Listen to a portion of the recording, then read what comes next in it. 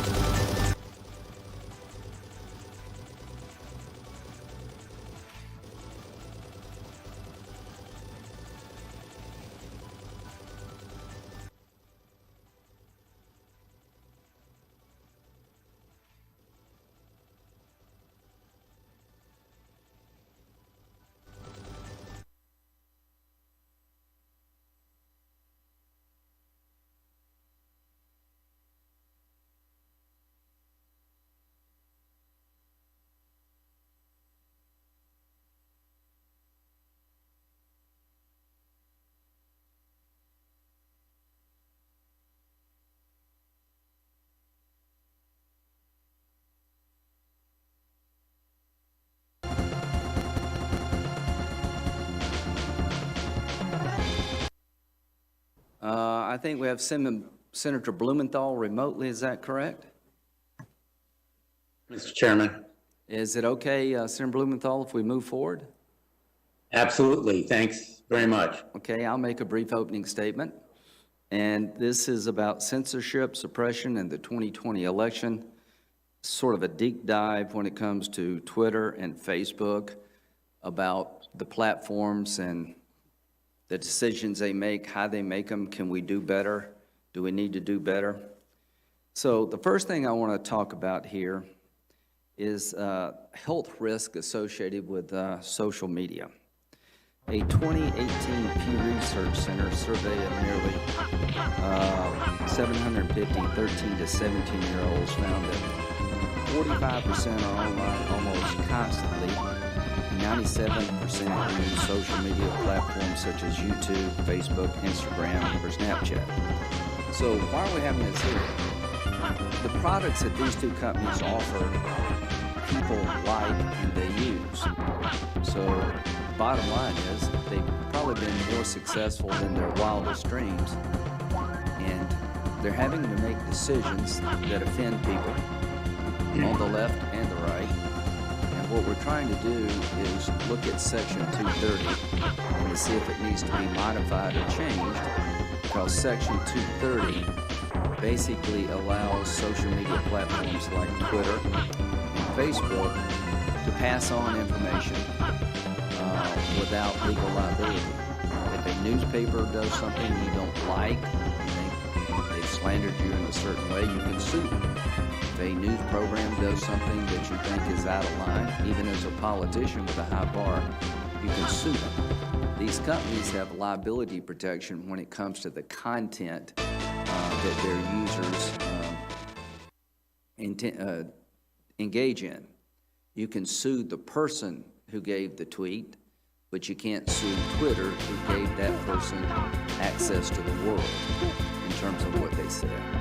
And we got to find a way to make sure that when Twitter and Facebook make a decision about what's reliable and what's not, what to keep up and what to take down, that there's transparency in the system. And I think Section 230 has to be changed because we can't get there from here without change. But in 2019, a study of more than 6,500 12 to 15-year-olds in the U.S. found that those who spent more than 3 hours a day using social media might be at heightened risk for mental health problems. Another study, 12,000 13 to 16-year-olds in England found that using social media more than 3 times a day predicted poor mental health and well-being in teens. Other studies also have observed links between high levels of social media use, depression, or anxiety. The average millennial checks their phone 157 times daily. I don't know how a member of the Senate, I don't know where we fall. Social media is designed to sustain users' attention with a mix of good user interface design and psychology, creating an addictive mix for users. It's called the slot machine effect, a technique which utilizes a pull to refresh and scrolling mechanisms on news feeds similar to a slot machine. The like button, a feature to provide social validation through a positive feedback loop by measuring and comparing the number of likes a user's content obtains. Gamifying social interactions, employing gamification to engage users and keep them coming back. For example, streaks is the one causing the most concern, and using elongating red lines to display the number of days since 2 users interacted. Guess what these technologies do is try to keep us engaged. The more we engage the technology, the more advertising benefit to the company. Is that a good business practice? Maybe so. Does it create a health hazard over time? It's something to look at. Now, the other aspect of this debate is, are these companies, newspapers or their TV stations, do they have the power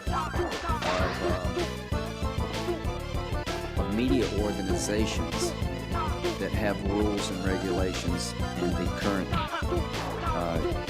media platforms do not? There are rules about what a television station can do. There are rules about what a newspaper can do. And what I want to try to find out is, if you're not a newspaper, or Twitter, or Facebook, then why do you have editorial control over the New York Post? They decided, and maybe for a good reason, I don't know, that the New York Post articles about Hunter Biden needed to be flagged, excluded from distribution, or made hard to find. That to me seems like you're the ultimate editor. The editorial decision at the New York Post to run the story was overridden by Twitter and Facebook in different fashions to prevent its dissemination. Now, if that's not making an editorial decision, I don't know what would be. It's one thing when we do it in our private lives. Nikki Haley made a post about her concerns about mail-in balloting. It was flagged as something they claim this hasn't been legitimized. Let me read it to you. The next question to ask is, why is it a crime to raise doubts about the Holocaust? Why should anyone who writes about such doubts be imprisoned while in insulting the prophet is allowed. Now that's the Ayatollah. He's opining that raising doubts about the Holocaust could be a crime, and he has openly called for the destruction of Israel. His regime has, and his tweet is basically allowed to flourish.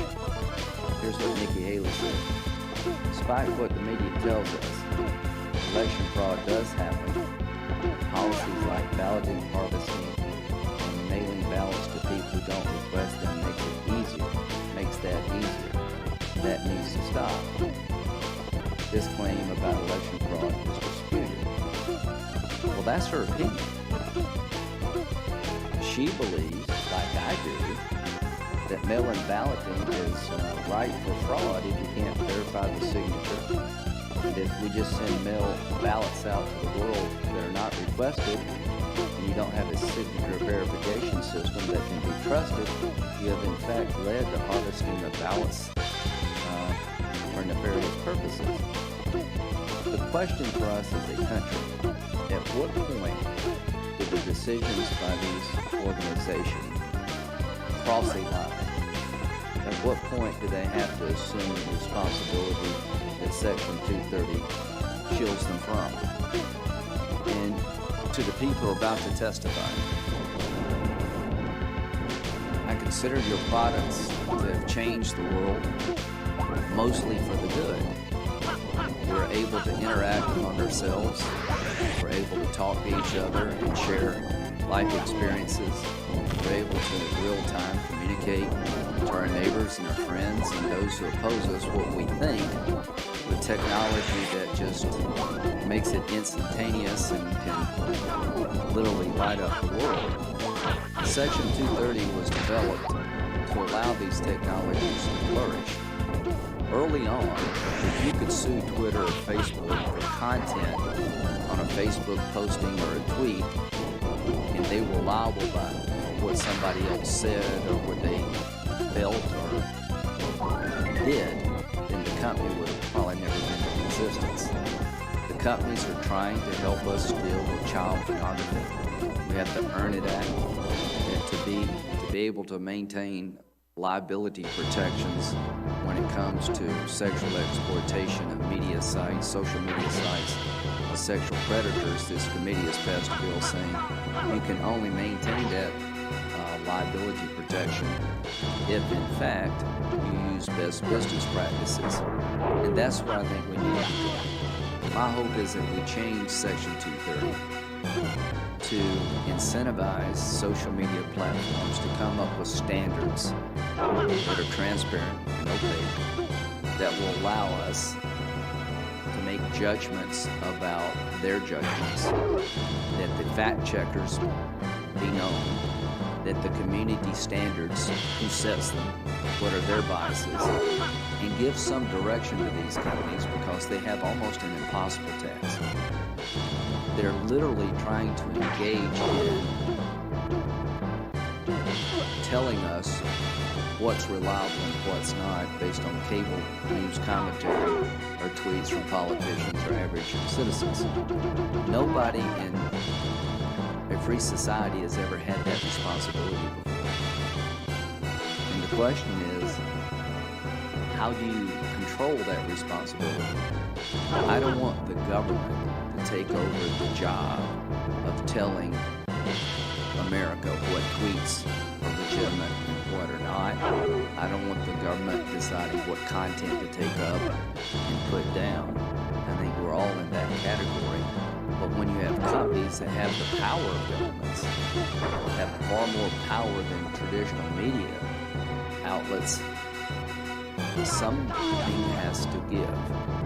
And I'm hoping in this hearing today that we can find a baseline of agreement, that Section 230 needs to be changed, that my bias would be to allow the industry itself to develop best business practices to protect the sites against terrorism, child exploitation, and other concerns, that we look at the business practices of these companies through a healthy prism, that some of their practices need to be modified because it can become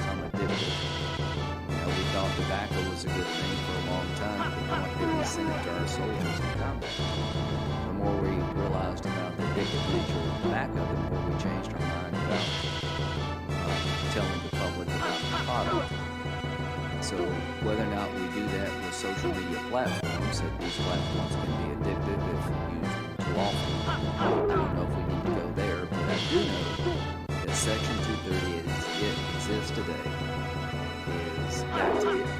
And I think there's Republican and Democrat concern about the power that's being used by social media outlets to tell us what we can see and what we can't, what's true and what's not, to the extent that Section 230, in my view, has to be reviewed. So that's the purpose of this hearing, is to find a way forward to bring about change. And when it comes to social media platforms in Section 230, change is going to come. That's simple. Thank you very, very much, Mr. Chairman, and thank you for having this hearing today. And I look forward to cooperating with you, not only in this hearing, but in the upcoming Congress on our Earn It bill, on other measures, because you're absolutely right. Change must come to social media. The fact is, we meet today in an unprecedented and precarious moment in American history. Daily, the president shocks our conscience and shakes the very foundations of our democracy using a powerful megaphone, social media. The president has used this megaphone to spread vicious falsehoods in an apparent attempt to overturn the will of voters. Every day, he posts new threats and conspiracy theories about mail-in ballots and voting machines, lies that contradict his own election security officials and his lawyers.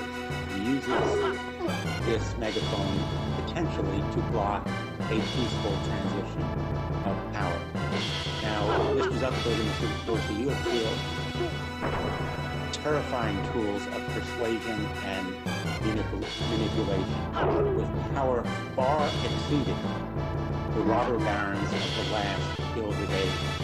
You have profited hugely by strip mining data about our private lives and promoting hate speech and voter suppression. You have an immense civic and moral responsibility to ensure these instruments of influence do not irreparably harm our country. I recognize the steps, the really baby steps, that you've taken so far. The destructive, incendiary misinformation is still a scourge on both your platforms and on others. In fact, Google has been given a pass from today's hearing.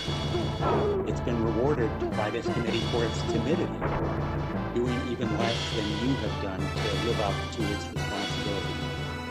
Recent actions you have taken, in fact, are simply to check the truth of what appears on platforms.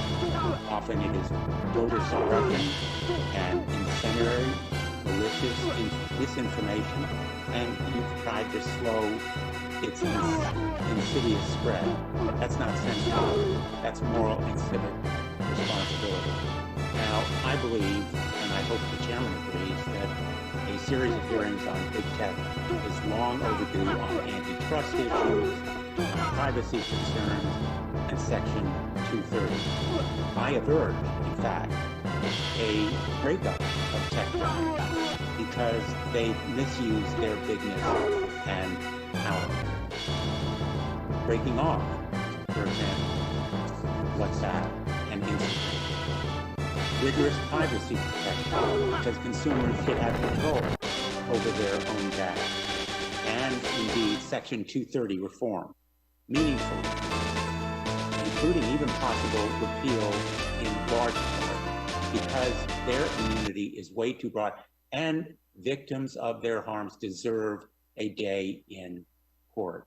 But this hearing is certainly not the serious proceeding that we need. It may become a political sideshow, a public feathering. My colleagues seem to want to ignore the foreign disinformation campaign intended to interfere in our democracy and calls for murder of FBI Director Wray and Dr. Fauci. What we've seen here are fighting with us and hate speech that certainly deserve no free expression protection. The fact is that the purpose of today's hearing seems as much to fully or proudly remove Mr. Zuckerberg and Mr. Dorsey from taking even more responsible action by threatening cuts to Section 30. Censorship is really a misnomer for this hearing. What you've done is to label and fact check to avoid amplifying misinformation and to, in effect, impose those labels to alert people that what they are consuming may misinform them. And Facebook took down ads for Biden in Michigan and the ACLU in Colorado for mistaken information about voting. In short, there was action that affected both sides. I have fought for Section 230 reform for 16 years. From my time as Connecticut's Attorney General, when I took on the scourge of registered sex offenders bringing children on Facebook and MySpace, with Senator Portman, I have led passage of the only successful revision so far, Section 230, to stop enabling sex traffickers Act, known as SESTA, and Chairman Graham and I have authored the only bill to reform Section 230 that is actually moved out of a committee. This section, the Earn It Act, passed this committee unanimously. Change is going to come, no question. Change is on the way, and I intend to bring aggressive and targeted reform to Section 230. But I am not, nor should we be on this committee, interested in being a member of the speech police. There are real harms and real victims here, and it's, in some ways, this hearing is a betrayal of those real harms and the real victims of it. Those harms have been caused by big tech because you have failed your responsibility, as have others in this industry. I want to see real reform that will enable these abuses to be reformed, because your platforms have embraced, used, and weaponized child predators, violent white supremacists, and human traffickers. And I've heard heart-wrenching stories from victims who set back civil rights protections for Muslim Americans who live in fear of armed militias, organized by private online groups. We have set back consumers in competition, making that kind of antitrust action very, very important. The American public deserves and demands real reform and accountability, national consumer privacy rules, antitrust principles that curb predatory power, reform Section 230 that stop shutting the courthouse door to victims. I look forward to an opportunity for real change, and I think you can meet this moment by putting your power and your money on the right side of this. Thank you. Well, thank you. A lot to unpack there. Senator Blumenthal's been great to work with. I'll continue to work with you. If we keep control of the committee, Senator Grassley would be the chairman next year, and I would encourage him to have the hearings that Senator Blumenthal referenced, that this is an ongoing conversation. Get it right. It's not that we can't get it right. Mr. Dorsey from Twitter is with us. Mr. Dorsey. Thank you. The floor is yours. Thank you to the members of the Judiciary Committee for the opportunity to speak with the American people on Twitter and your concerns around censorship and suppression of a specific news article, and generally what we saw in the 2020 U.S. elections conversation. We were called here today because of an enforcement decision we made against the New York Post based on a policy we created in 2018 to prevent Twitter from being used to spread hacked materials. This resulted in us blocking people from sharing the New York Post article, publicly or privately. We made a quick interpretation, using no other evidence. The materials in the article were obtained through hackers, and according to our policy, we blocked them from being spread. Upon further consideration, we admitted this action was wrong and corrected it within 24 hours. We informed the New York Post of our error and policy update and how to unlock their account by deleting the original violating tweet, which freed them to tweet the exact same content and news article again. They chose not to, instead insisting we reverse our enforcement action. We did not have a practice around retroactively overturning prior enforcements. This incident demonstrated that we needed one, and so we created one we believe is fair and appropriate. I hope this illustrates the rationale behind our actions. It demonstrates our ability to take feedback, make mistakes, and make changes, all transparently to the public. We acknowledge there are still concerns around how we moderate content, specifically our use of Section 230. 3 weeks ago, we proposed 3 solutions to address the concerns raised, and they all focus on services that decide to moderate or remove content. It could be expansions to Section 230, new legislative frameworks, or a commitment to industry-wide self-regulation best practices, moderation process and practices to be published, 2, straightforward process to appeal decisions, and 3, best efforts around algorithmic choice, or suggestions to address the concerns we all have going forward. And they're all achievable in short order. It's critical as we consider these solutions, we optimize for new startups and independent developers. Doing so ensures a level playing field that increases the probability of competing ideas to help solve problems going forward. We mustn't entrench the largest companies any further. Finally, before I close, I wanted to share some reflections on what we saw during the U.S. presidential election. We focused on addressing attempts to undermine civic integrity, providing informative policies, and product changes to encourage greater conversation.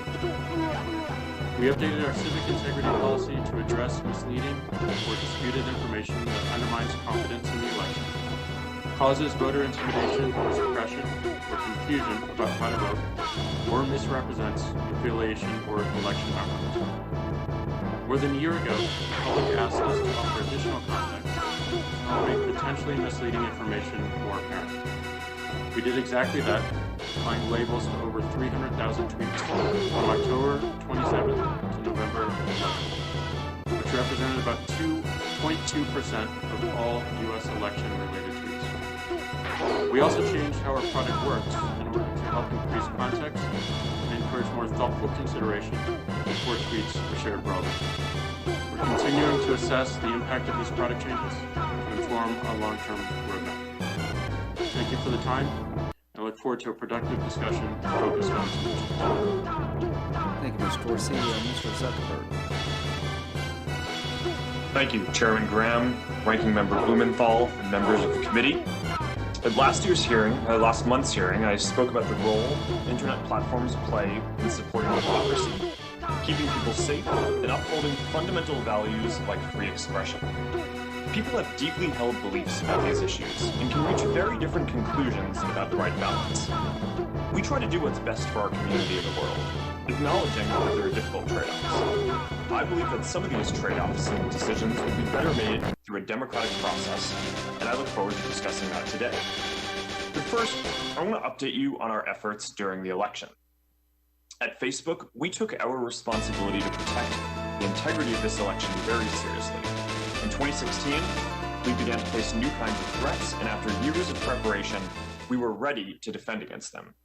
We've built sophisticated systems to protect against election interference that combine artificial intelligence, significant human review, partnerships with the intelligence community, law enforcement, and other tech platforms.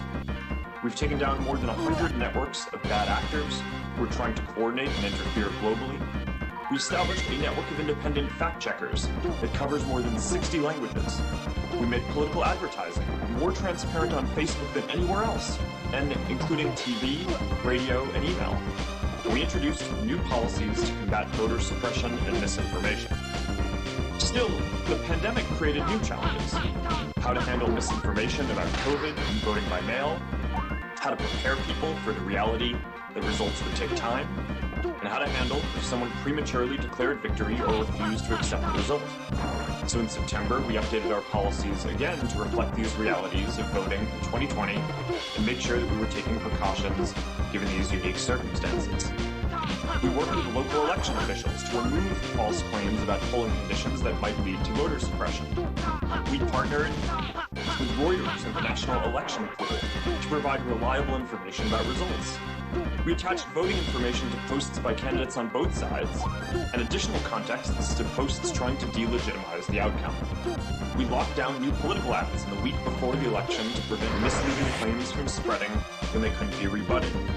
We strengthened our enforcement against militias and conspiracy networks like QAnon to prevent them from using our platforms to organize violence or civil unrest.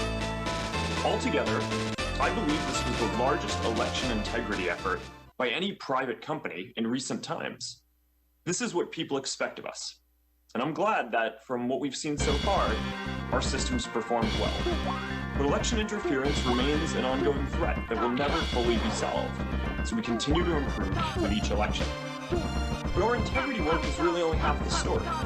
We also ran an unprecedented civic engagement program to encourage people to take part in our democracy. We ran the largest voter information campaign in history. 140 million people visited our voting information center, including more than 33 million on election day alone. We estimate that we helped more than 4.5 million people register to vote. We helped states recruit 100,000 poll workers. This was done in a transparent and nonpartisan way as part of our ongoing commitment to supporting the civic process. And on top of these efforts by Facebook, my wife Priscilla and I personally donated $400 million to support election officials around the country in making sure that they had the infrastructure they needed to enable everyone to vote safely during this pandemic. In my last testimony, I said that people would judge us by our performance during this election. And I believe the full story is not only how we handled bad behavior on our platforms, but also how we encouraged civic engagement more broadly. I'm proud of the work we've done to support our democracy, and I look forward to discussing this. I also welcome the opportunity to discuss internet regulation. I believe we are well overdue to update the rules for the internet around content, elections, privacy, and data portability. There are important questions here, including who should be responsible for what people say online. For any system to work, I believe there needs to be a transparent process that people feel they can trust. And this will be difficult, especially since our country is so divided, but I believe it's the only way to address these issues for the long term. The challenges that we face are deeper than any one platform. They're about how we want to balance basic social equities that we all care about, like free expression, public safety, and privacy. This is why I believe we would benefit from clearer guidance from elected officials, and I look forward to discussing this today. Thank you both. We'll have one round in 7 minutes, but I'll, as always, try to be a little bit liberal with time because it's a really important topic.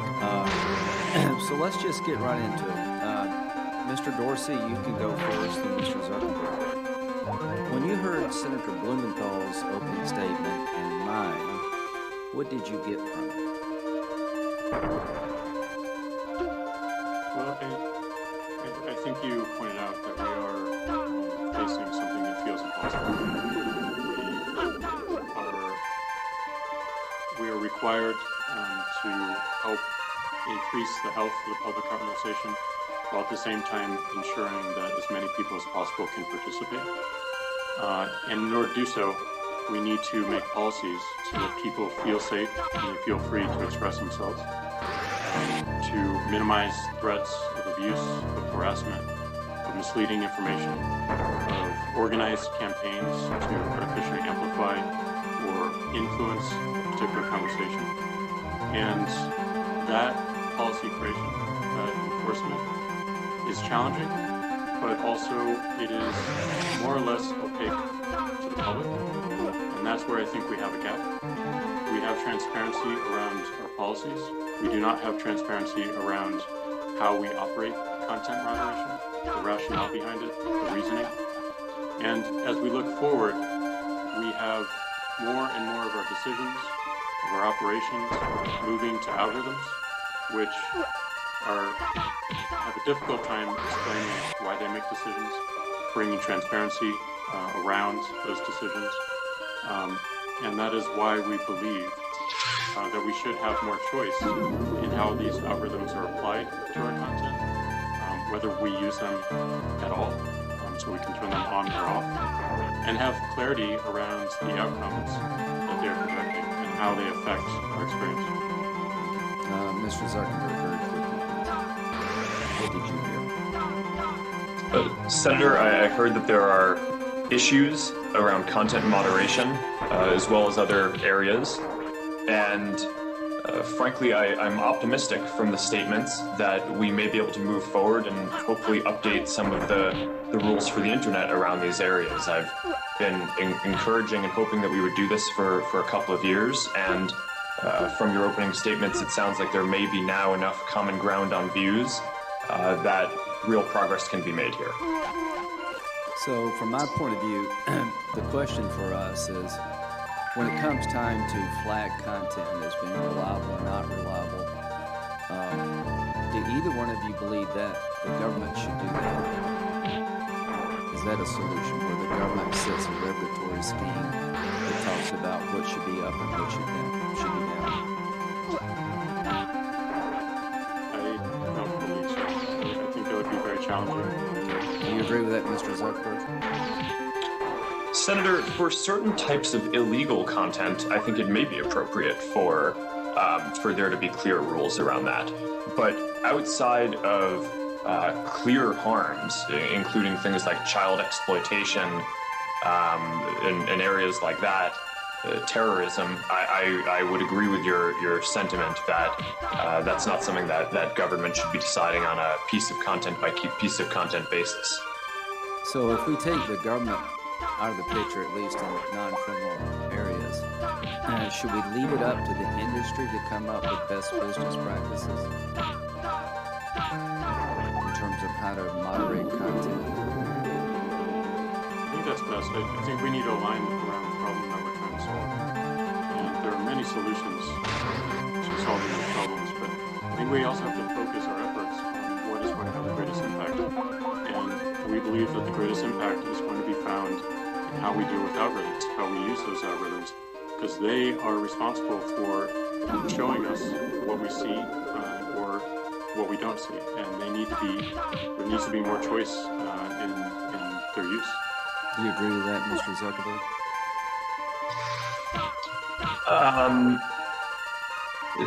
Senator, I think that there is a role for regulation in the process, even if not defining on a piece of content by piece of content basis. And one of the areas that I've advocated for is regulation around transparency that goes beyond just about what the policies are and what the process is, but also goes towards results. And as an example of this, every quarter, Facebook releases a community standards enforcement report. It's basically a transparency report that breaks down each category of potentially harmful content that we track, ranging from terrorism to child exploitation content to incitement of violence to pornography to intellectual property violations. Yes, if I may, I don't mean to interrupt, but who sets those community standards? How do they set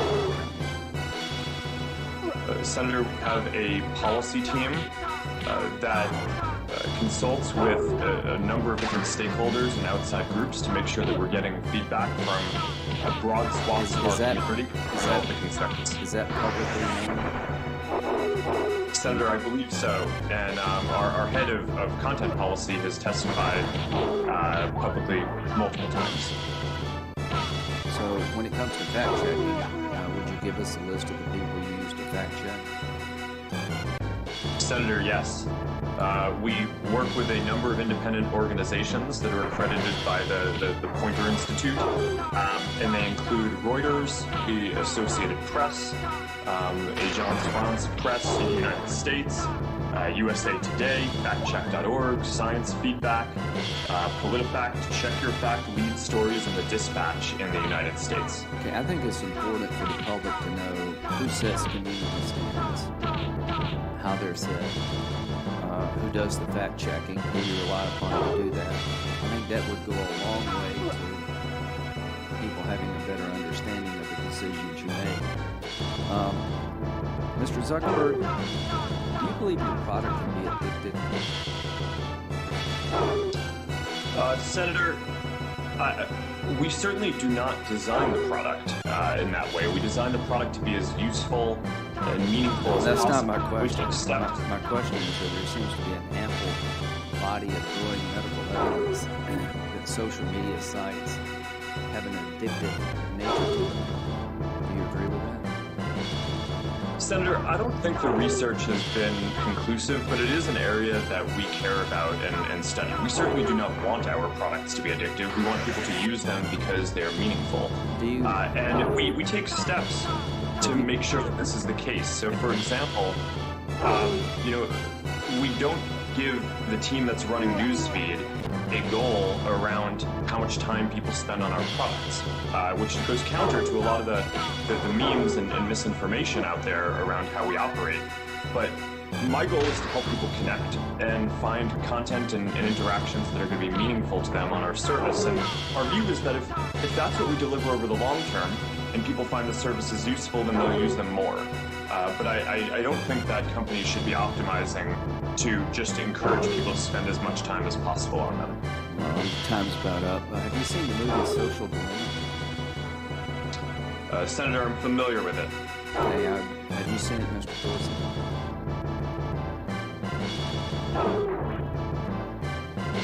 No, I would encourage both of you to see it. So here's what I think we're going to do in the committee over time, I hope, is to ask the question more directly, are these social media sites addictive? Do they have a public health component that needs to be addressed? For years we thought tobacco was a great thing, and we found out tobacco is not such a great thing.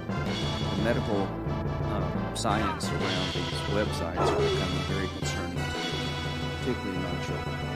And that you can manipulate how many times you watch. And you can set these media sites up so that people will constantly interact.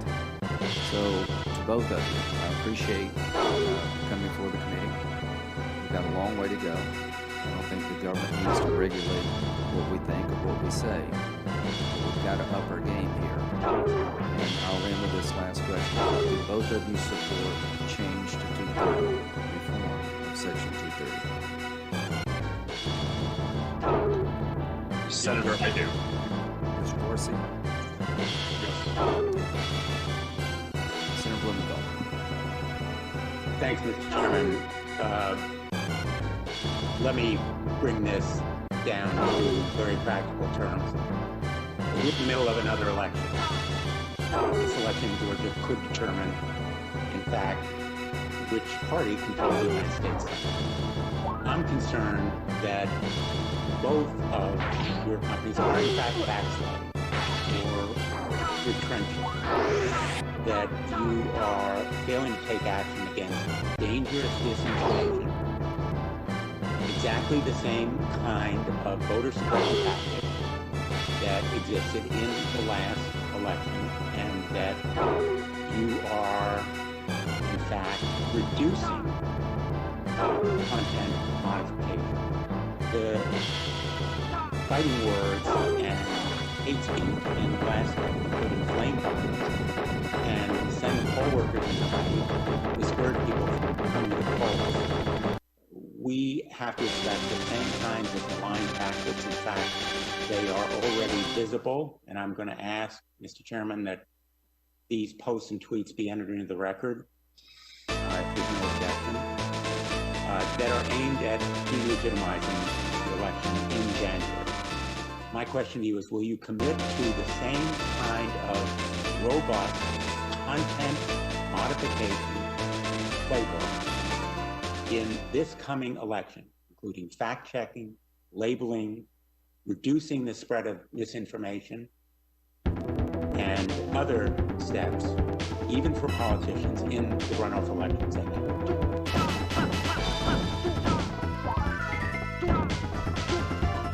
Senator, our policy is to have a similar approach in the upcoming Georgia special elections that we took during the general election.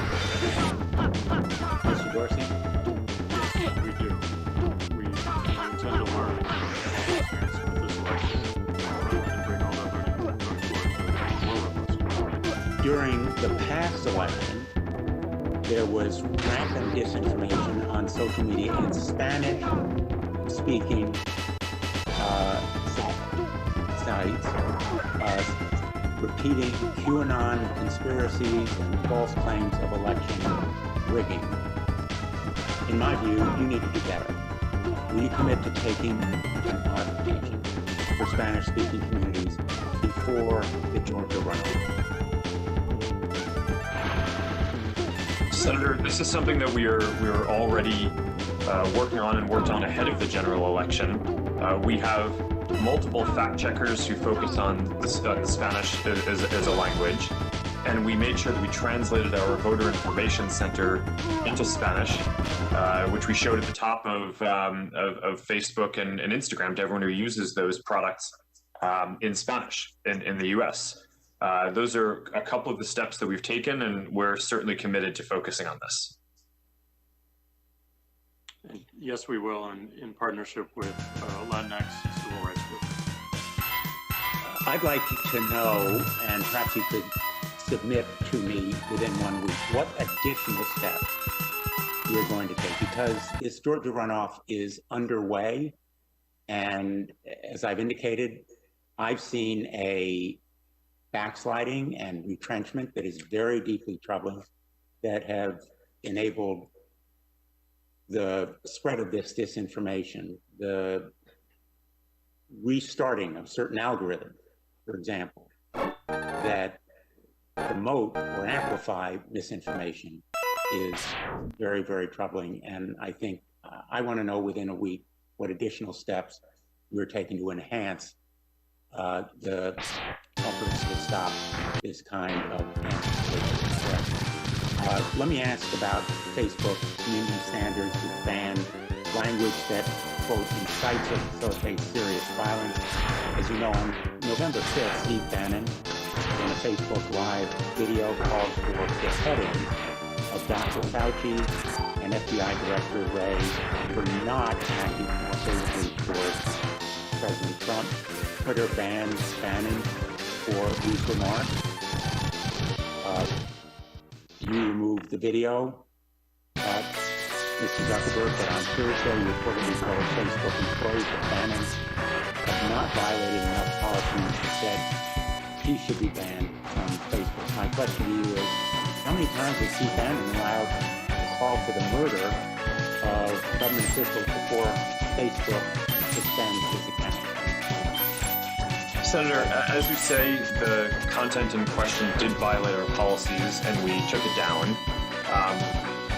Having a content violation does not automatically mean your account is taken down, and the number of strikes varies depending on the type of offense. So if people are posting terrorist content or child exploitation content, then the first time that they do it, then we will take down their account. For other things, it's multiple. I'd be happy to follow up afterwards. We try not to disclose these. Down his account. Sorry, I didn't hear that. Will you commit to taking down that account? Senator, no, that's not what our policies would suggest that we should do in this case. According to the internal records that are on record now, leaked by NBC News, Facebook has removed fact checks and forgiven infractions for conservative pages and pundits such as Breitbart, Donald Trump Jr., Eric Trump, and Gateway Pundit, based on a fear of accusations of bias.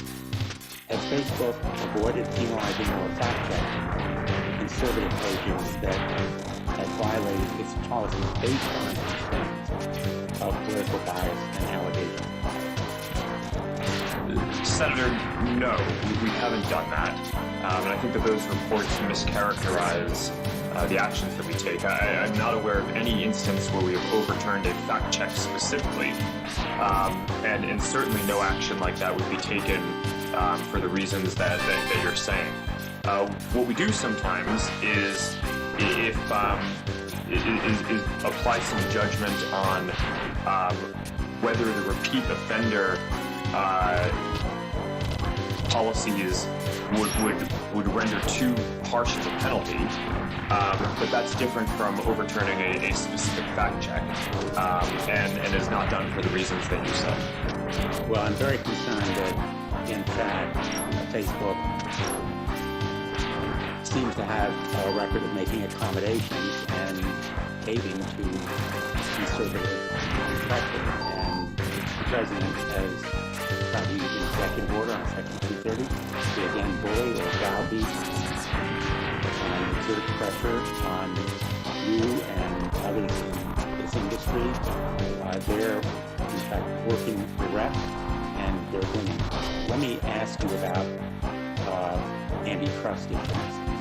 In 2013, Facebook bought Onavo, which is a virtual private records network that claimed to protect users' privacy. In fact, Onavo's access to private information about its users provided Facebook with unparalleled ability to track potential competition. I want to know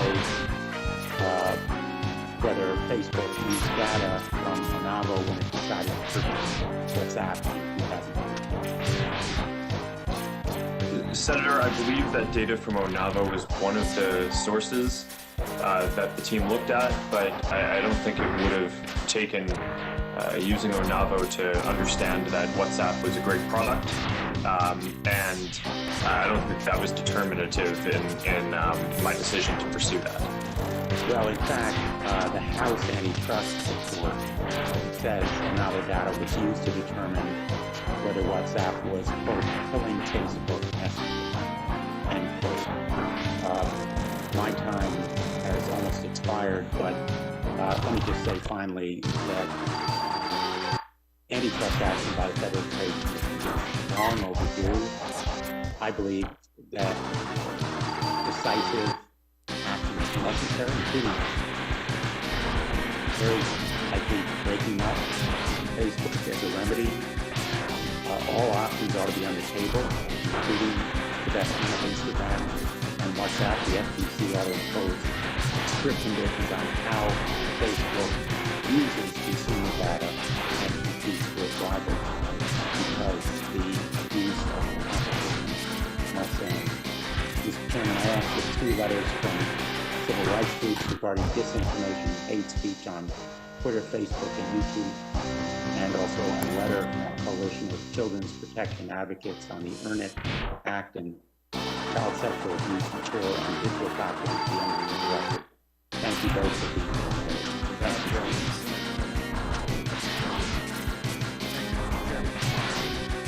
Well, I'm glad to hear both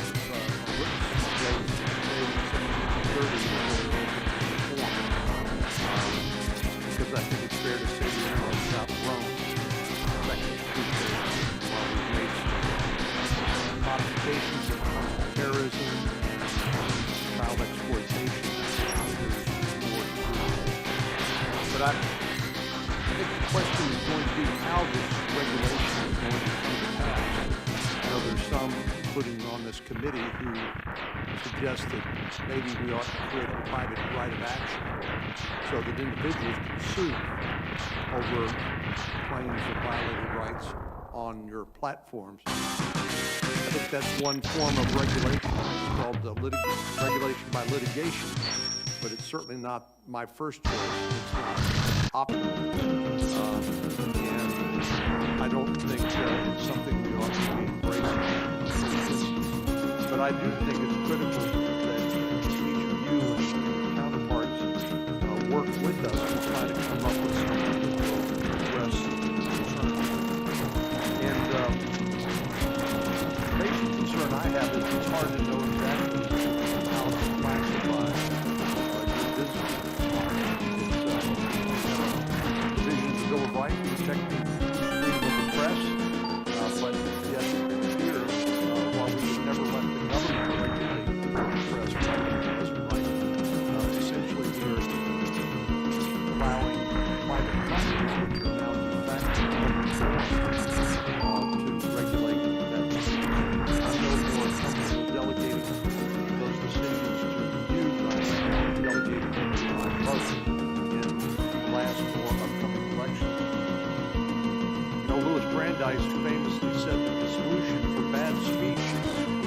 less speech, it's more speech.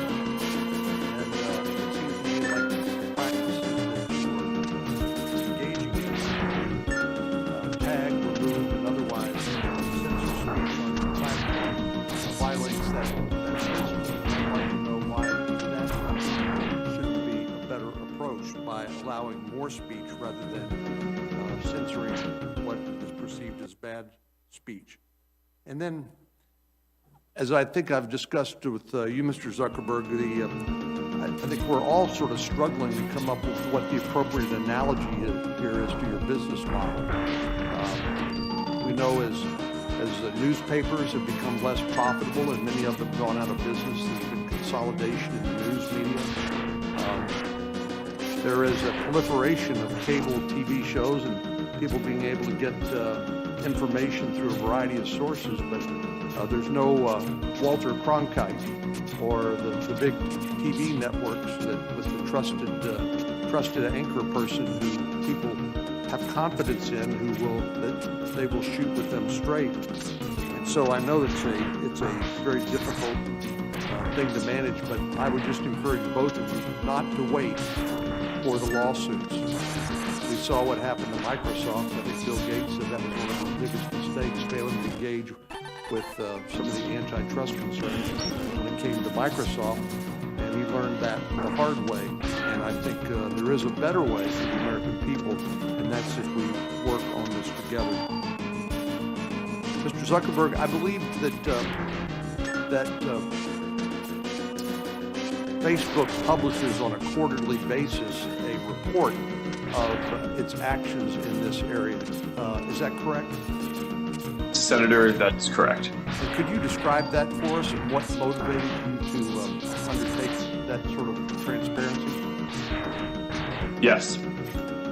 Senator, I believe that in order for people to trust that we're doing a good job, they have to be able to see the results. And we have to be able to break down on a content on a kind of category by category basis across all the different categories of harm, whether it's terrorist content, or child exploitation, or incitement of violence, or pornography, or intellectual property violations, how much of the violating content is on our platforms, and how effective our systems are at removing it. And what we hold ourselves accountable towards is getting as high a percent of this harmful content down, addressing it, before real people have to experience it and report it to us themselves.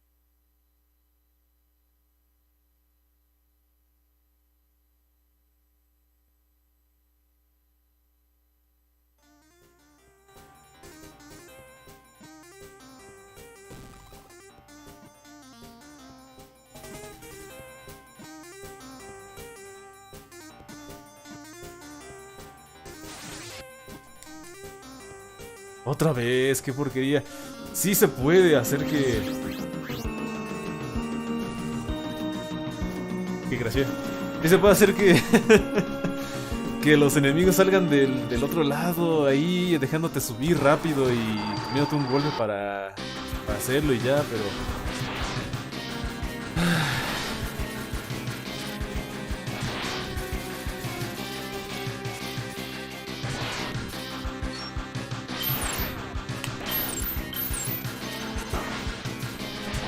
normal que chafa, mejor juego otra versión de speedrun rápido todo.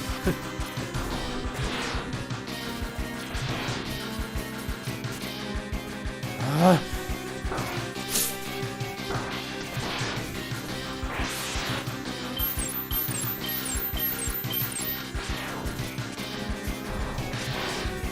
Un poquito de energy bueno.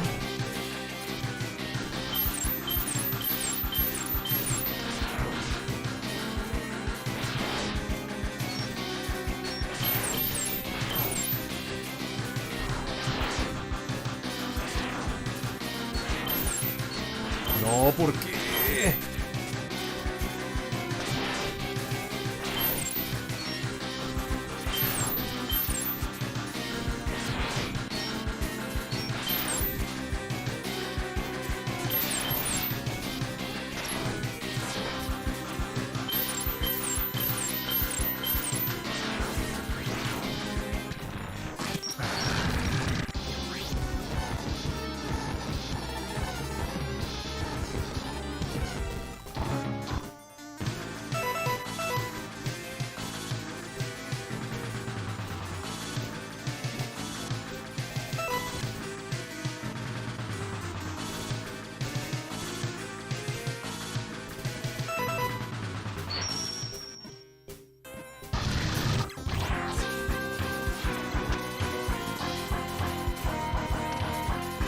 No sé si ahorré tiempo ahí, creo que no.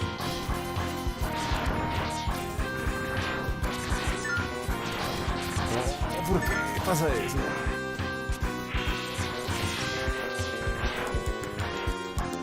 Ahí está, ahí está, ahí está, ahí está. No, crash. Ese es el momento, sí, eso es lo que tengo que hacer. Eso, ahí es donde puedo ahorrar tiempo porque no me retienen en la escalera. Puedo subir, golpearme y listo, ya, pero...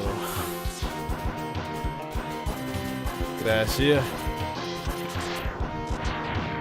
Y si se puede pasar de ahí, ya lo había logrado, pero... Pues eso. Creo que crashearía ahora. A ver.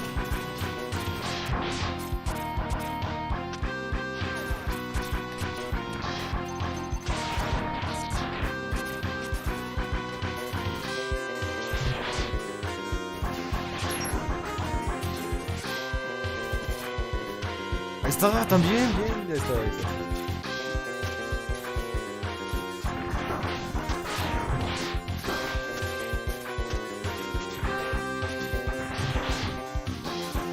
Un poco de RNG bueno.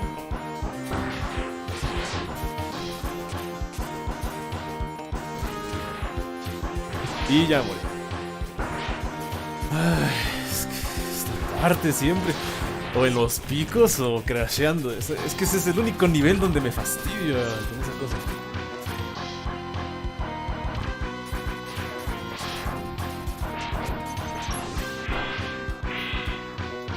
Yo creo que sí voy a matar al enemigo en esa parte. De todas formas, no importa porque sigue saliendo el enemigo de arriba. Se supone que lo hago para evitar que el enemigo salga a fastidiar, pero sigue saliendo, así que yo creo que lo voy a matar.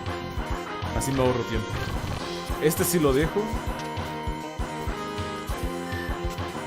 Ah, esta vez sí salió el pico. Me hizo perder tiempo. Me hizo perder mucho tiempo.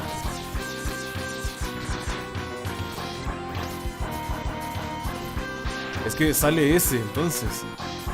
Pero arriba ya no sale, es que... Es una tontería esto, es RNG. Puro RNG este juego. Hasta que me deje. Ay, la colisión.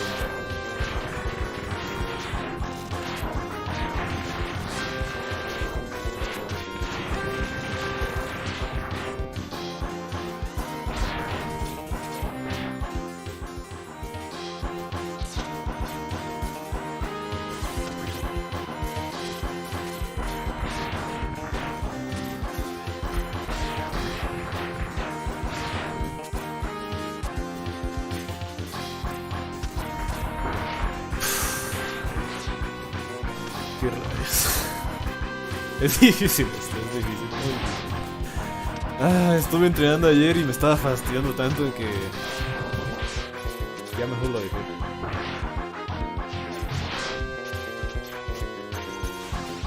No es tan fácil alcanzar ese tipo con 14 minutos con 13. Es que... ¿Cómo hizo eso? Y sí falló. Falló varias veces por los que podría ahí aprovechar para ganar, pero... pura suerte que te dejen hacer las mismas cosas que a él le pasaron.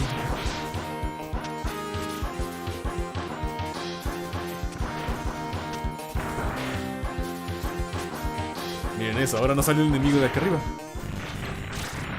Ahora salió uno acá abajo. Y ya no está el de arriba. Es que no puedo creérmela.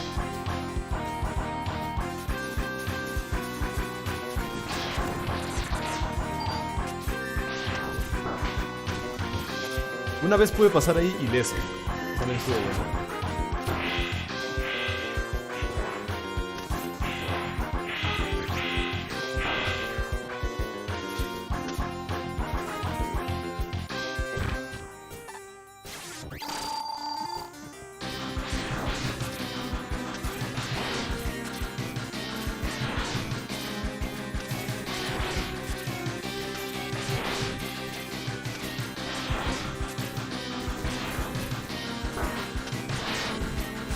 Ay, qué colisión tan gigantesca tienen los enemigos, Hitboxazo.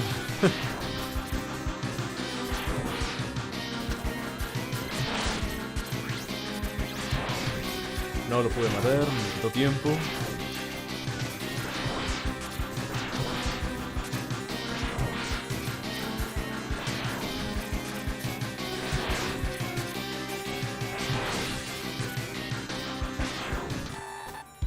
Esto ya es por hecho que no me van a dejar, así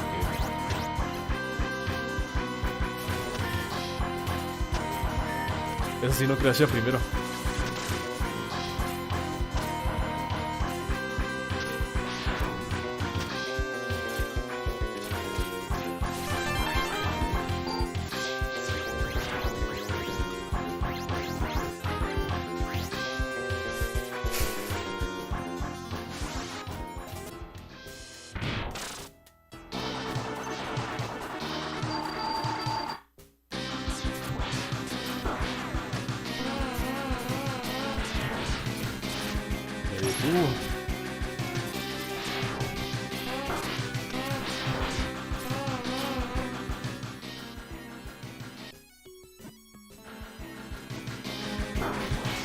¿Cómo hice 2 dashes? Yo que... No puedo creerla. Vámonos, vámonos. Perdí tiempo en esa parte, pensé que era esta parte. Uy.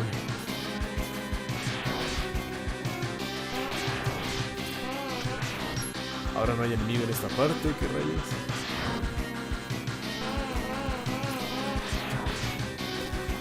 Ese lo deben matar, ¿no? Por eso lo deben matar.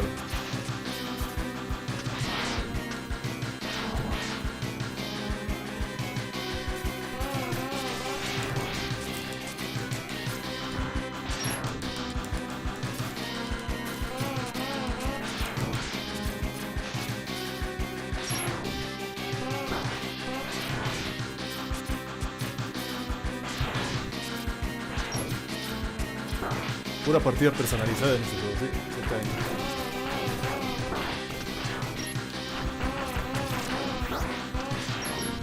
Ah.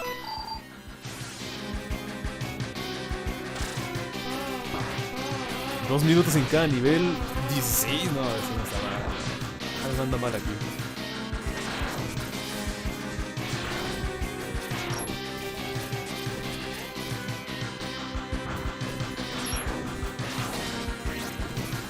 Pero...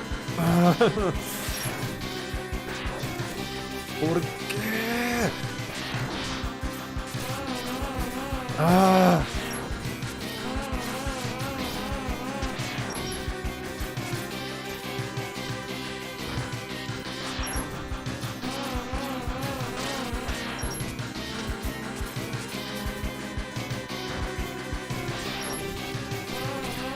Doble golpe para quitarme más vida.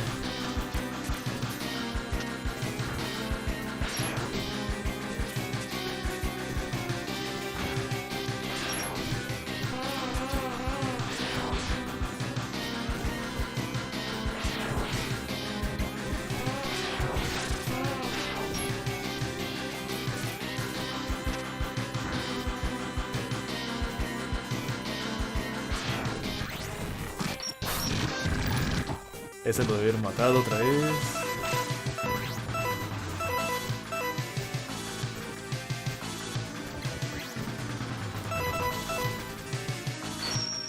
Me comió otra vez ese golpe.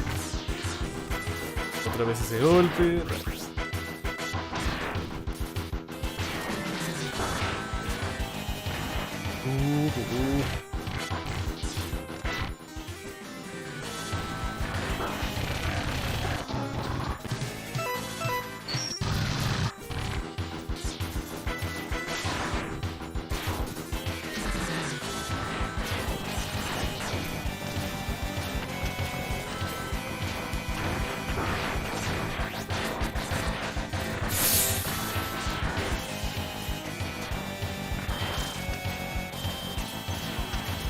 Bien, ahora el tigre.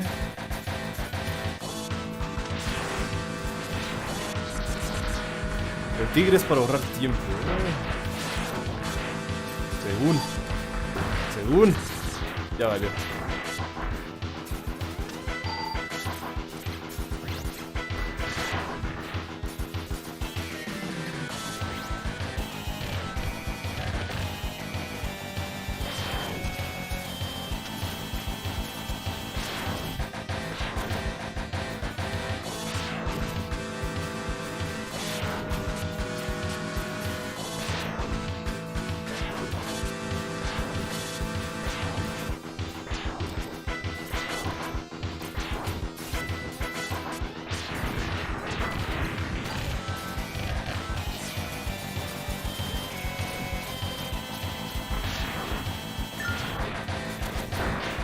tipo logró esquivar a estos, pero no, yo no sé cómo.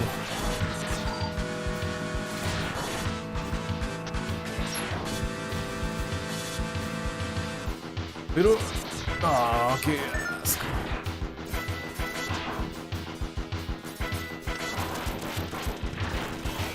¿What? Ya, vamos.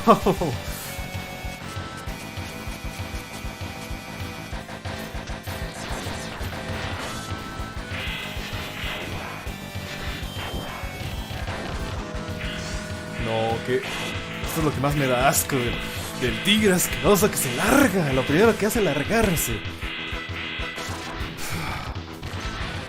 No sé si lo logre, ¿eh? 4 niveles en ¿cuánto? ¿3 minutos? No sé, no lo sé.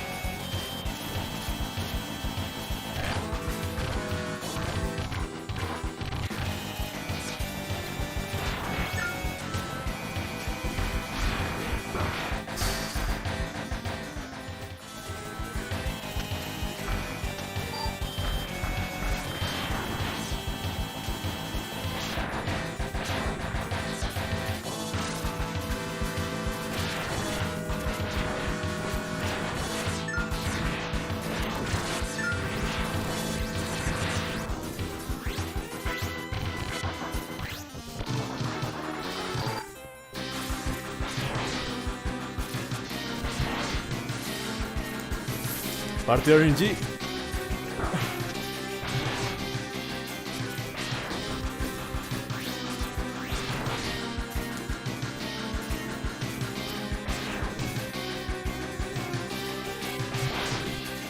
Ahí está.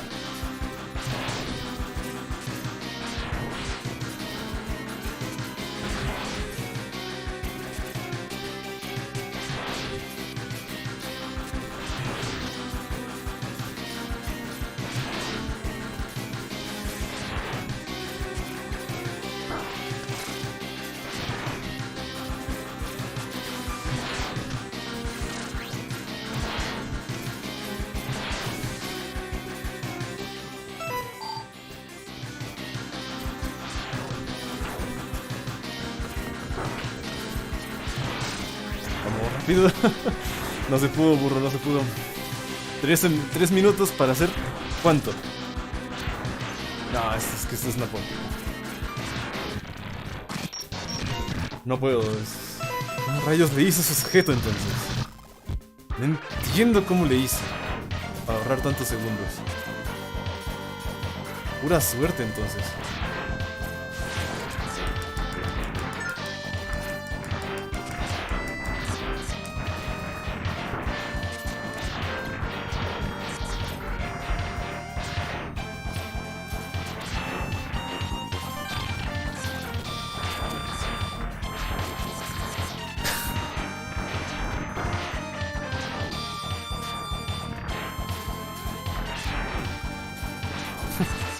¿Pasas entre medio? No.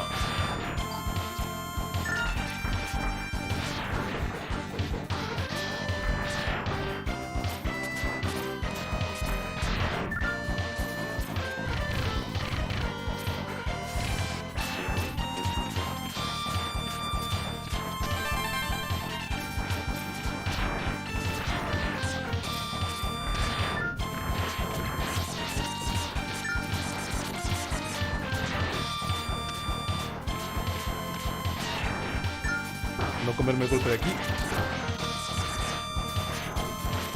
No hay energía en este lado.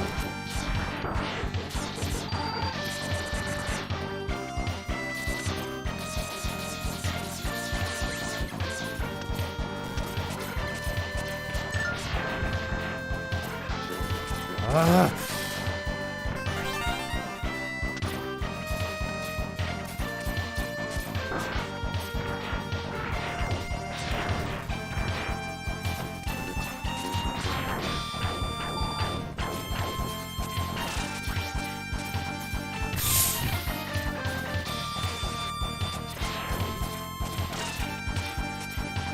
Faltan 2 niveles, ¿verdad? X y Blizzard Buffalo. No, entonces no se pudo.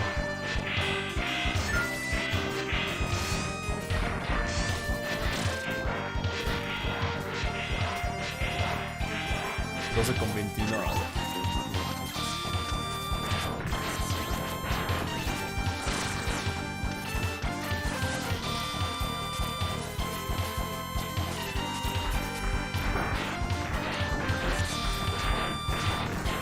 Eso se tiene que esquivar.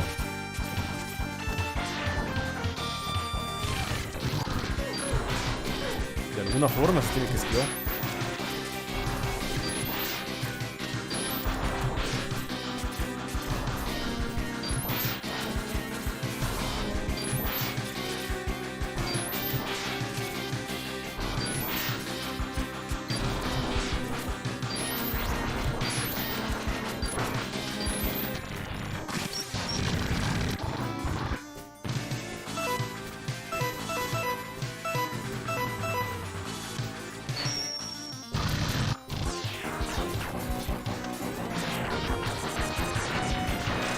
Que 13 con 28. No, ya fue, ya.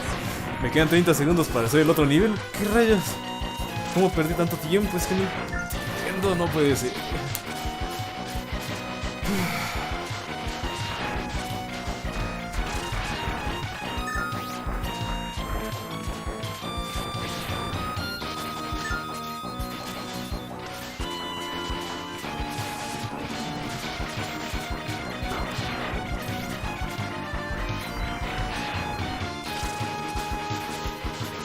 Estuve viendo videos de gente que también lo intentó y hay uno que otro truquillo por ahí que podría intentar, pero siento que ya perder tiempo. Ahí está, miren. 14 con 13, ahí está. Eso es el récord. Y yo apenas voy por el nivel final.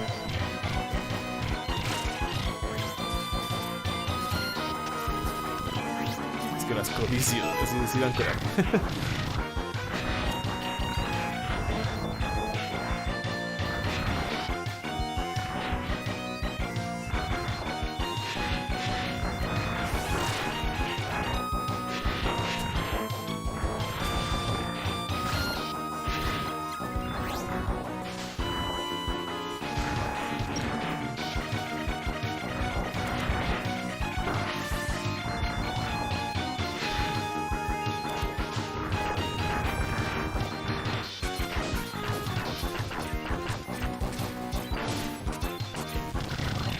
Ya muérete. No, es que... ¿Cómo? Ese tiempo que acabo de hacer de 15 minutos con 9 es el segundo lugar. No, es que... 14 con 13, ¿qué hizo? ¿Qué tanta suerte? ¿Cómo esquivó tantos enemigos? ¿Qué hizo? Es que no entiendo. Hasta un espíritu de cómo hacer engrudo attack. Ya. Veo que no quieren apoyar en esto.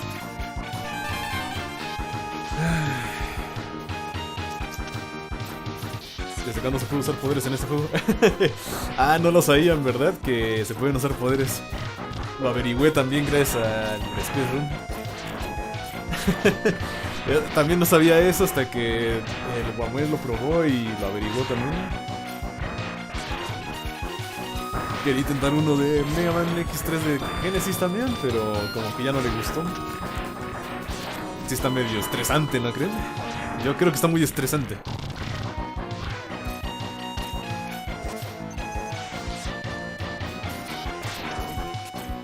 ¿No había niveles finales? Ya me los hice.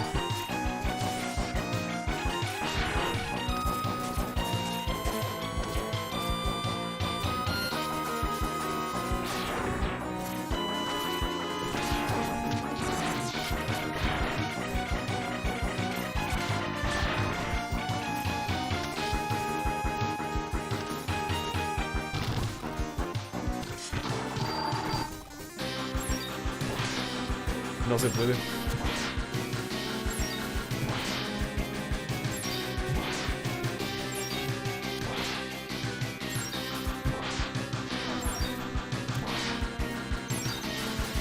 Es que tengo que entrar aquí de primeras. Pierdo un segundo en buscar al mugroso rinoceronte para matarlo rápido de primeras y no buguearme.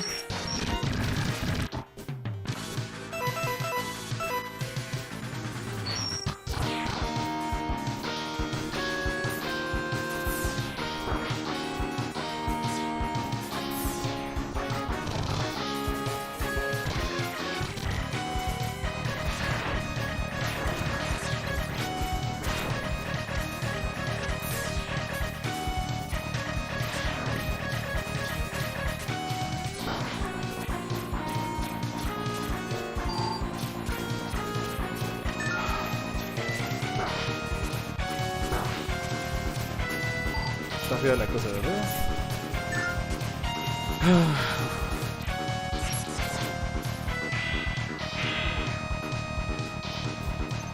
No por nada el sujeto lo hizo fuera de cámara ahí intentándolo hasta el fin pudo. No creo que lo haya intentado en directo.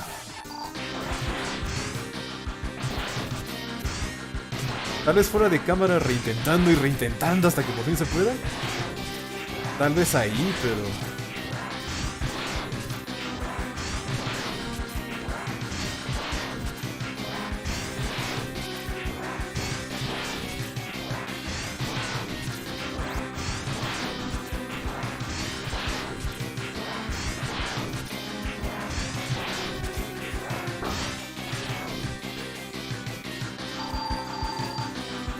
Ah, cómo me fastidia que no me reconozca el dash. Casi salgo ileso de esa parte.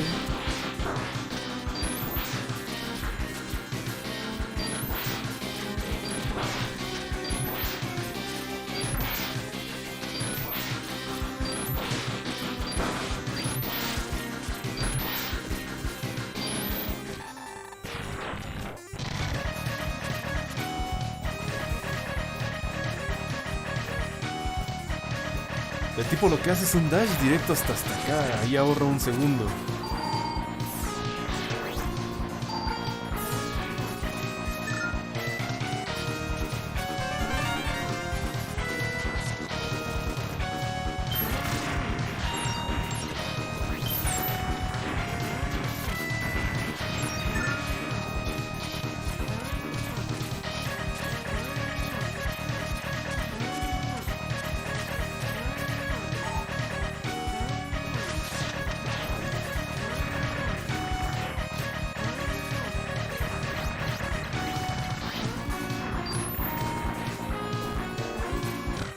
Dice que incluso el que hizo el primer lugar había dicho que sí hay un problemita aquí en este nivel en el que crashea de la nada, ni siquiera él sabía por qué. Veías en guías y decía eso, de que pues en esta parte es el que se crashea, así que la creación del juego es el enemigo. Creación número 300.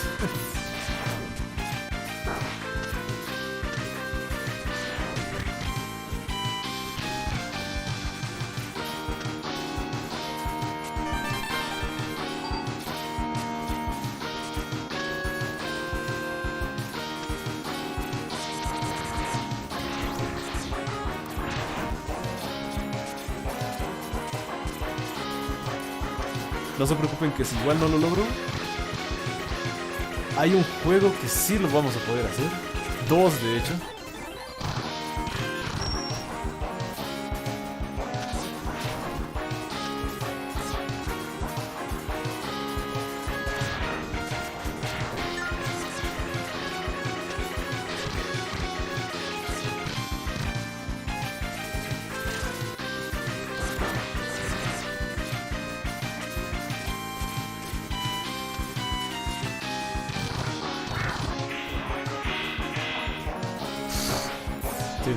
Que no ahorré nada de tiempo ahí por culpa de que me quedé trabado.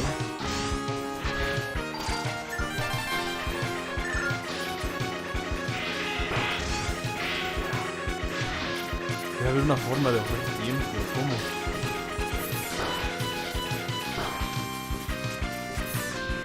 ¿Pero a qué precio?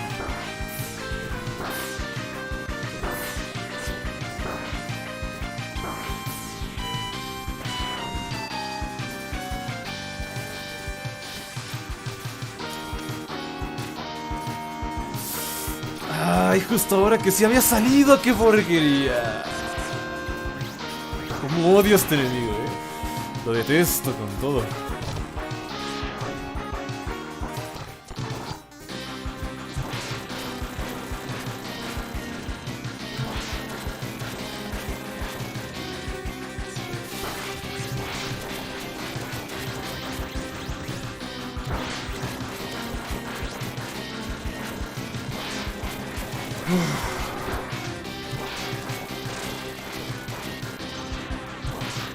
cuenta que ese juego no está en la chicha. Ya llevamos 20 reses, es que es increíble.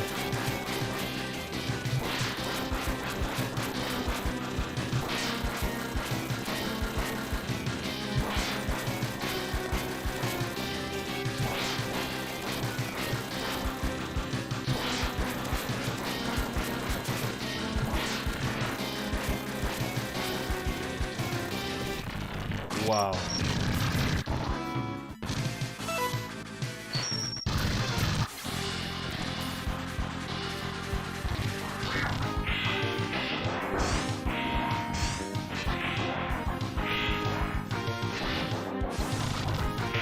Me encanta como, bueno, al menos no comí 2 golpes como esta. Otra vez.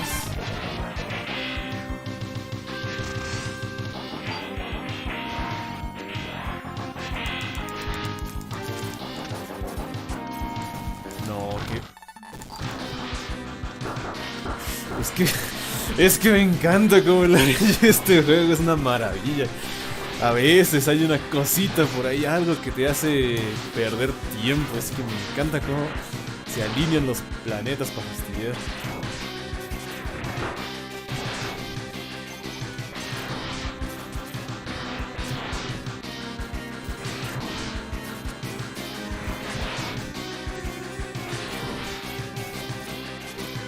Aparte se dieron cuenta cómo se quedaba a snipear, el tipo no tenía patrón directamente.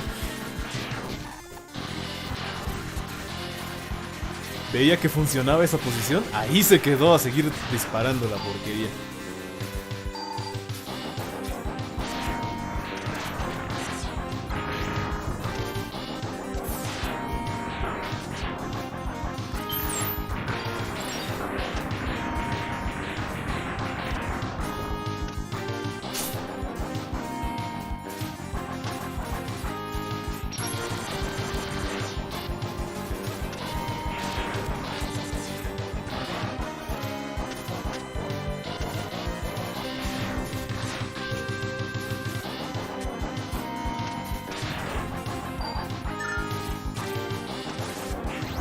Supone que por eso, bueno.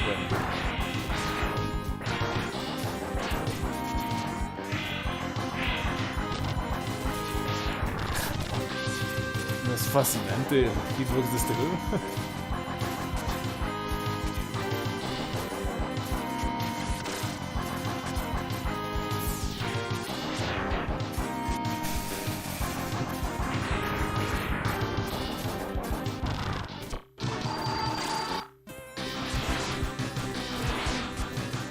Son tan resistentes que por eso hay que comerse el daño, porque no hay forma de matarlos rápido.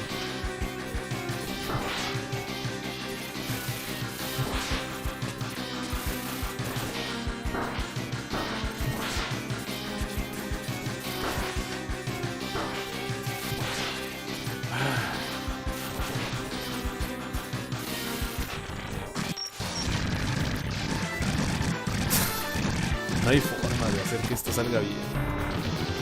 El sujeto lo intentó y lo intentó hasta que por fin le salió. Solo eso.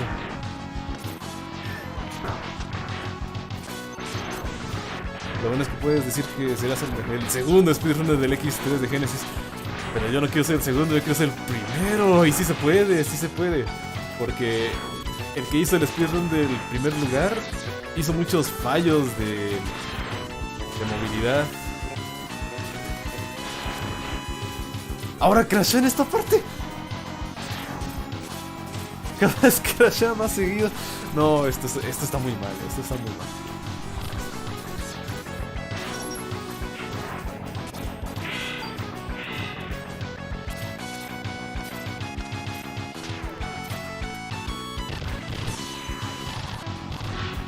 Esta vez crashó demasiado pronto, sí que cuestión de suerte, pero sí se puede.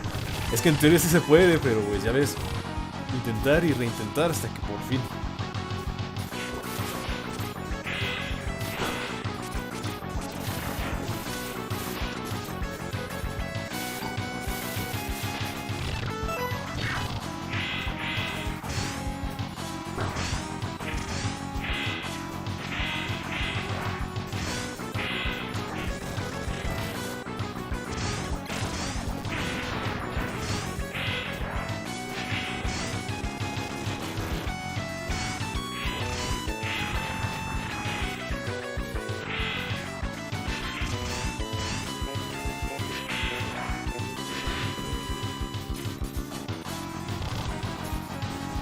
Ahí debería decir 53, es que perdí mucho tiempo.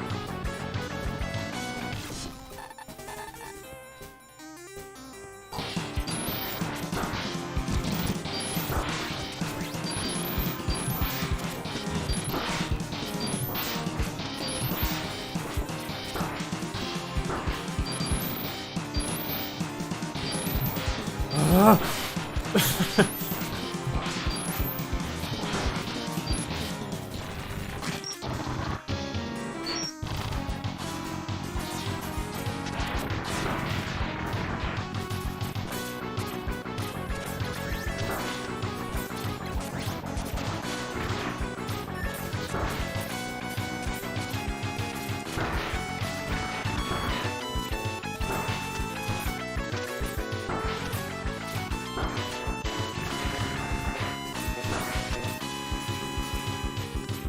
Siempre va a salir de este lado.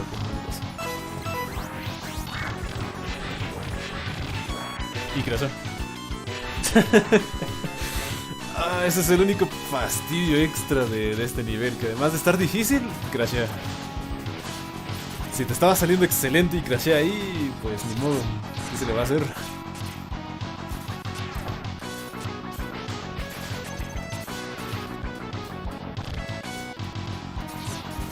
Gracioso de medio X3.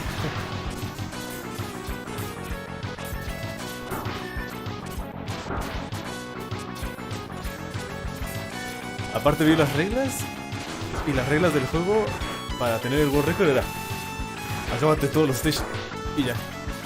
Eso es todo. No hay más reglas, solo esa de acábatelo todo y ya.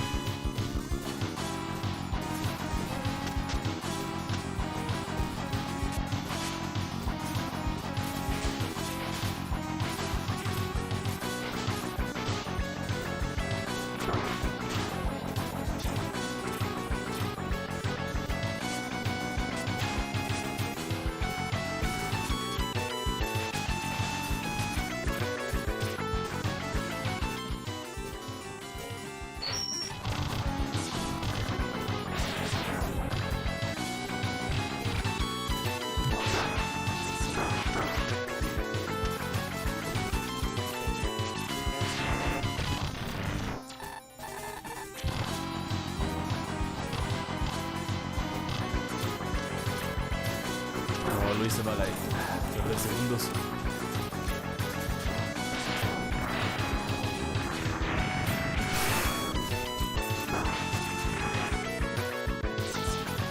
Está bien largo este nivel.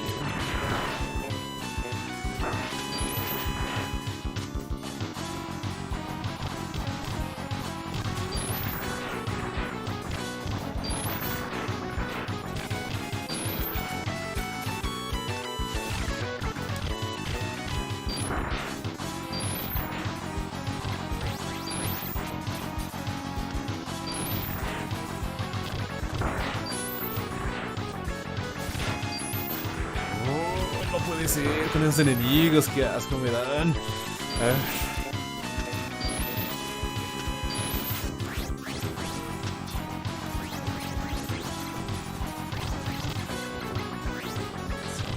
¿Por qué Mega Man vuela 2 píxeles? ¿Quién sabe?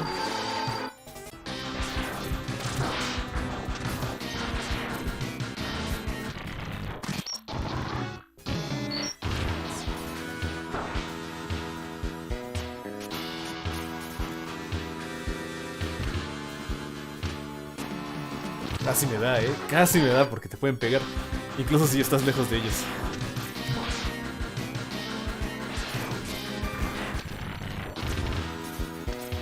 Es que ese enemigo... Todo está perfectamente planeado para que no pueda hacer speedrun, en serio.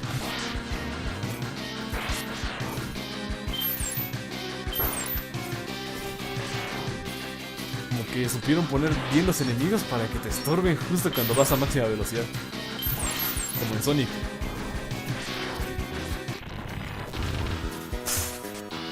Le dio prioridad al enemigo en vez de al proyectil que me detuvo.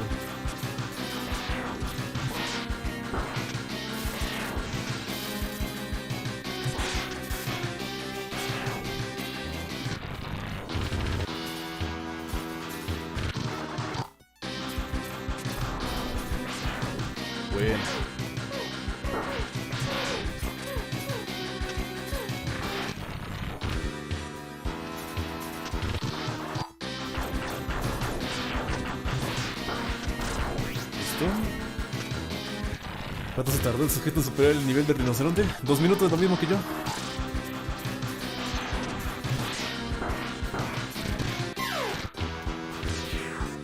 mí me gustó.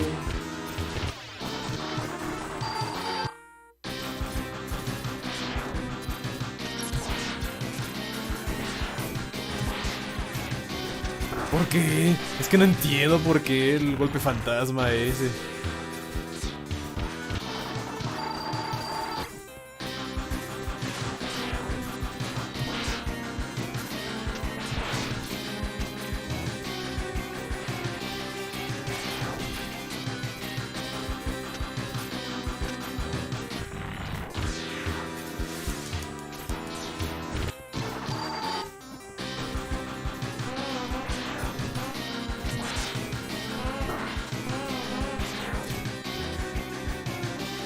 Está bien bueno el anti-speed.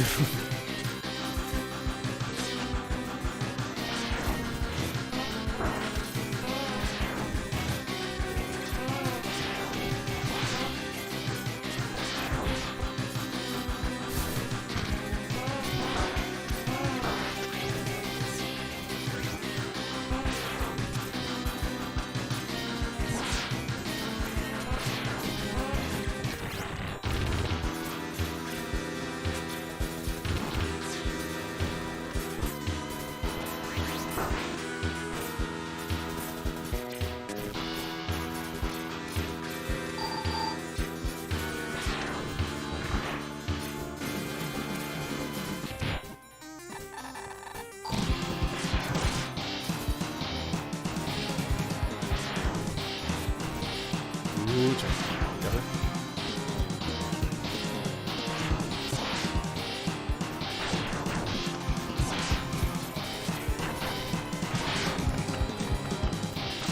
Ahí está. Tan bueno el juego que es anti-speed run, sí, te lo tienes que pasar tranquilamente. Qué bueno es los runs. ¿Se están burlando? Si es así, ya váyanse, por favor. O inténtenlo y demuéstrenme que está bien fácil.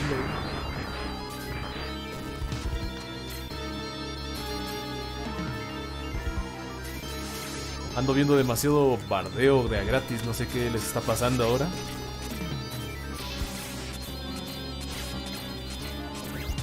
Pero ya, no sé, no hace gracia, yo no le veo la gracia.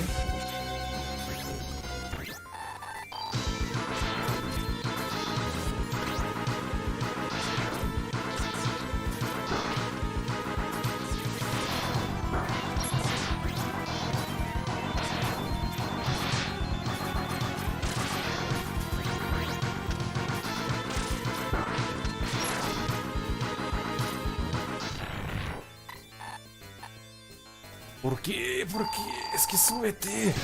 Vamos.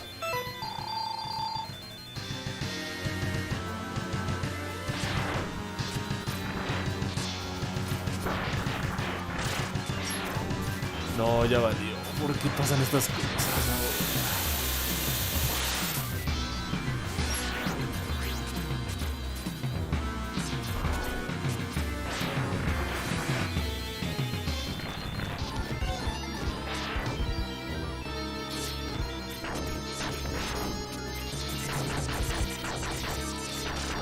En teoría no tienen debilidad, Ningún jefe tiene debilidad, solo usa un arma porque pega más fuerte que el Buster, así sin más. Tiene un poquitito más de daño que con el Buster cancelador, raramente.